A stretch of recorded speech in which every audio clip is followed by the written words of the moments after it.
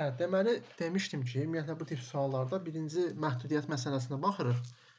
Yəni baxmalıyıq ki, burada hansı rəngə məhdudiyyət qoyulub da bizdə. Nə deyir sualın şərti? Mənə deyir ki, qırmızı və sarı rəngli karandaşlar olan qutudan götürülən karandaşları 2-dən artıq qırmızı karandaşların yanaşı olmaması şərti ilə. Deməli burada hansı rəngə məhdudiyyət qoyulub? 2. Və demişdim ki, hansı rəngə məhdudiyyət qoyulubsa, həmin sayını edirəm, gətirəm bu rəngin üstünə yazıram. Düzdürmü? Bəs digərlə nə edirdim? 1 vahid artığını yazırdım. Yəni 3 yazırdım. Və belə bir şey də qeyd eləmişdim ki, əgər hansı rəngə məhdudiyyət qoyulubsa, biz digəri ilə işləyirik. Məsələn, burada qırmızı rəngə məhdudiyyət qoyulmayıb. Deyir ki, qırmızıdan yanaşı olmazsa 2-dən artıq. Ona görə sarı rənglə işləyəcəyik. İndi onu bir dəfə də göstərəcəm əyani olaraq. Nəyə görə sarı ilə işləyirik? Yəni necə işləyirik daha doğrusu.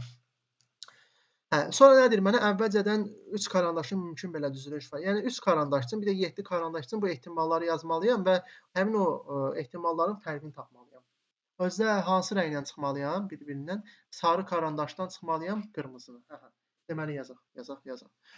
Hə, indi burada birinci növbədə mən bunları qeyd edirəm. Yenə deyirəm, bu sualda başlamalı olduğumuz yer nədir?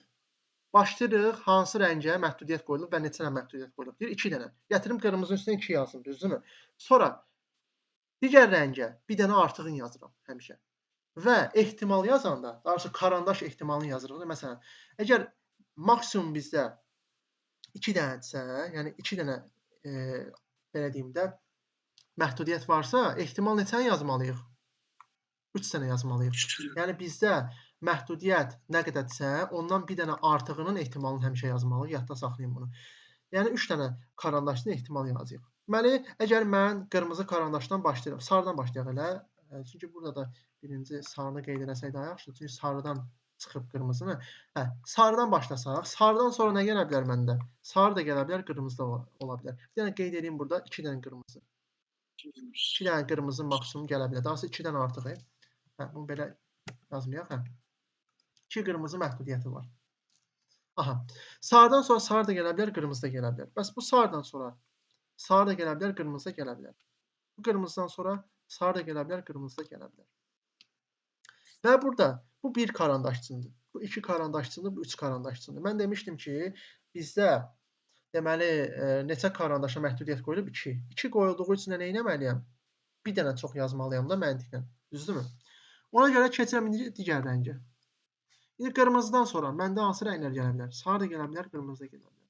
Bu sarıdan sonra sarı da gələ bilər, qırmızı da gələ bilər. Amma bu qırmızıdan sonra məndə yalnız nə gələr? Sarı gələr. Əgər qırmızı yazsaydım, 3 dənə olacaqdı qırmızı ardıcıl. Bu da mənim işimə yaramayacaqdı. Yəni uyğun gəlməyəcəkdi də. Düzdürmü? Ona görə bu da səhvdir. Deməli bir dənə yalnız sarı gəlir. İndi nə edirdik bundan sonra? Yazırdıq burada karandaş sayı. Yazırdım sarı rəng, bir də qırmızı rəng. Cədvəl qurduq.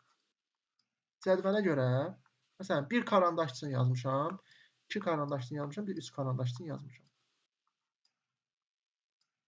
Və məndə maksimum neçə karandaş üçün istəyir burada? 7 dənə karandaş. Mən də 7-yə qədər cədvəlimi qururam.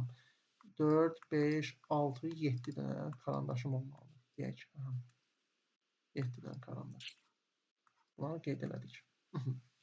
İndi mən baxıram burada. Sarı üçün ehtimal nə qədərdir? 1 karandaş üçün. Bir dənə ehtimaldır elə. İkinci karandaş üçün nə qədərdir? 2 dənədir. Aha. Bəs bunun üçün nə qədər? 1, 2, 3, 4 dənə. 4 dənə. Bitdi. Sonra keçirəm qırmızı karandaşa. Bir də axırıncı necə? Birincində bəli, bir dənə ehtimal vardı elə. Bu bir dənə sayılır. Birincində bir dənə ehtimal. İkincində 2 dənə. Üçüncüdə 1, 2, 3, 4 dənə. Bu 4 dənə belə sayılmalıdır. 4 dənə. Hə. Sonra keçəm indi qırmızı karandaşa. Qırmızı karandaşda bir dənə ehtimal var, yazdım bir dənə. Burada 1, 2 dənə ehtimal var, yazdım 2 dənə. Burada 1, 2, 3 dənə ehtimal var. Bitirdik. Və bundan sonraki hədləri oturub burada bir-bir mən hesablamalı deyiləm də, day. Vaxt çox gedəcək. Bəlkə burada 7 karandaş demir, 15 karandaş deyir. Bu tip suallarda artıq biz qanun uyğunluqdan istifadə edəcəyik. Nə kimi qanun uyğunluq? Və mən demişdim sualın əvvəlində, hansı rəng bizə verilibsə, digəri ilə işləməliyik, əks rənglə. Məsələn, burada qırmızıya məhdudiyyət qoyulubsa, biz sarı rənglərlə işləməliyik və üstündə neçə yazılıbsa, o qədər biz ədədlərin, daha doğrusu hədlərin cəmini tapmalıyıq. Yəni Fibonacci ardıcıllığından istifadə edəcəyik. Bu Fibonacci ardıcıllığı necə olacaq deyəcəm. Məsəl üçün mən sarının digər hədlərini tapmaq istəyirəm, düzdürmü? Mən də burada belə bir şey qeyd edim ki, bizdə məhdudiyyət sarı qırmızı deyil, düzdürmü? Qırmızı deyil də. Ona görə sarı ilə işləyirik. Yazıram bura sarı ilə işləməli. İşləməli. Ona görə də mən məsələn bu sarının digər həddini tapmaq üçün nə edəcəm? Bax üstündə 3 qeyd eləmişəm. Özündən əvvəl 3 dənə həddi toplamalıyam. 3-də Fibonaccidir. 1, 2, 4-ü toplayan neçə verir mənə? 4 karandaşda artıq. Bəli, 7. Bəs digərində 5-dən olacaq. Yenə 2, 4, 7-ni toplayıram, 3 dənəni toplayıram. Verəcək mənə 13. Sonra 7, 13, 4-ü toplayanda 24. Bunu da toplayanda eləyəcək 44. Tapdıq bunu. İndi keçəm qırmızı karandaşa. Bəs qırmızı karandaşda nə edirik?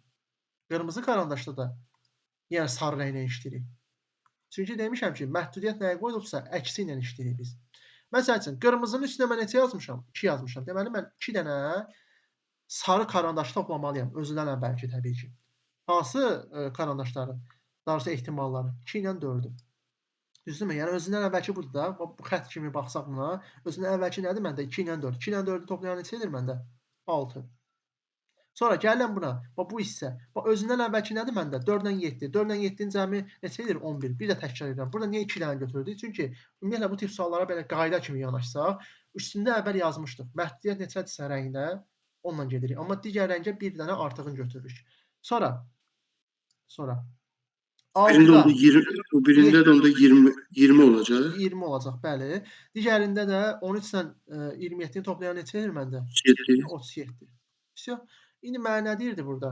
Deyir ki, hansı karandaş, neçə karandaş daha doğrusu? 3 karandaşla 7 karandaşın, 3 karandaşla 7 karandaşda düzdürüş variantlarında sonunda sarı. İndi burada biraz çaşdırıcı məqam. Mən başlayanda sarı ilə başlamışam da, düzdürmü? Yenə deyirəm, bu əvvəlində sarının olmağı və ya da sonunda sarının olmağı bir önəmi yoxdur.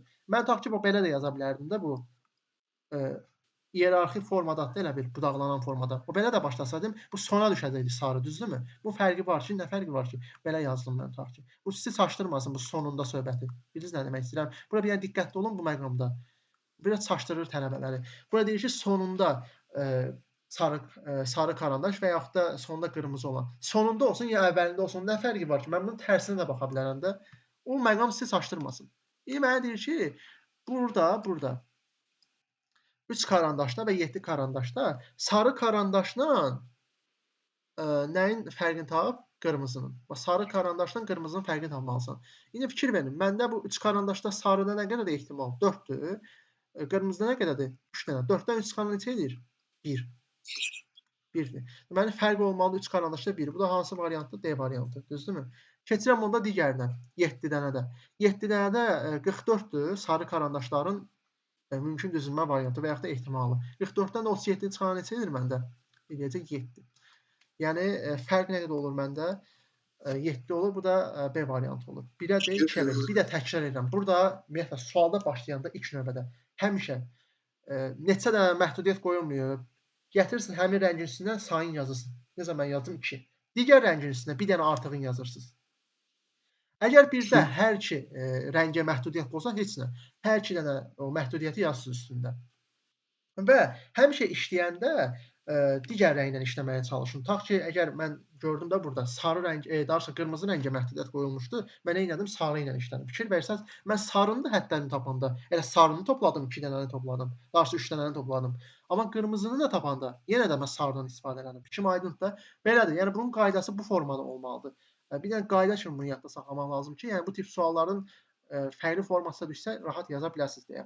Yenə deyirəm, burada bir dənə diqqətli olmalı məqam bu cümlədir. Deyir ki, sonunda sarı karandaş olan variantların sayı. Bu əvvəldədir də, amma bu nə fərqi var? Sonunda yaxud da əvvəldə. Onun heç bir önəmi yoxdur. Mən bunun tərsinə baxsaydım yenə həmən şey olardı. Yəni belə bu formada yanaşmaq lazımdır.